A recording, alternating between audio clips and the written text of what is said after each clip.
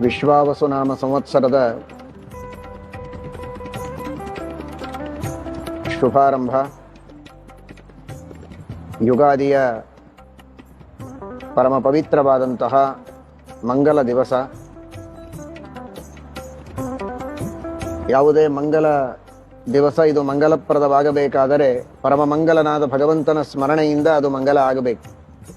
ಪವಿತ್ರಾಣಾಂ ಪವಿತ್ರಂ ಯೋ ಮಂಗಲಾನಾಂಚ ಮಂಗಲಂ. ಎಲ್ಲ ಪವಿತ್ರವಾದ ವಸ್ತುಗಳಿಗೆ ಪಾವಿತ್ರ್ಯವನ್ನು ಕೊಡುವವ, ಮಂಗಲವಾದ ವಸ್ತುಗಳಿಗೆ ಮಂಗಲಪ್ರದತ್ವವನ್ನು ಕೊಡುವವ ಆ ಪರಮಾತ್ಮ.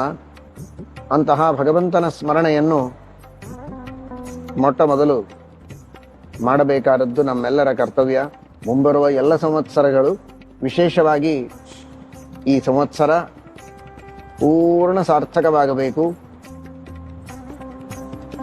ನಿಷಿದ್ಧ ಕರ್ಮಗಳನ್ನು ಮಾಡದಂತೆ ಶಾಸ್ತ್ರವಿಹಿತವಾದ ಸತ್ಕರ್ಮಗಳನ್ನು ಅನುಷ್ಠಾನ ಮಾಡಿ ಹರಿವಾಯು ಗುರುಗಳ ಪ್ರೀತಿಯನ್ನು ಸಂಪಾದನೆ ಮಾಡುವಂತೆ ಆಗಬೇಕು ಅಂತ ನಾವು ದೇವರಲ್ಲಿ ಪ್ರಾರ್ಥನೆಯನ್ನು ಮಾಡಬೇಕು.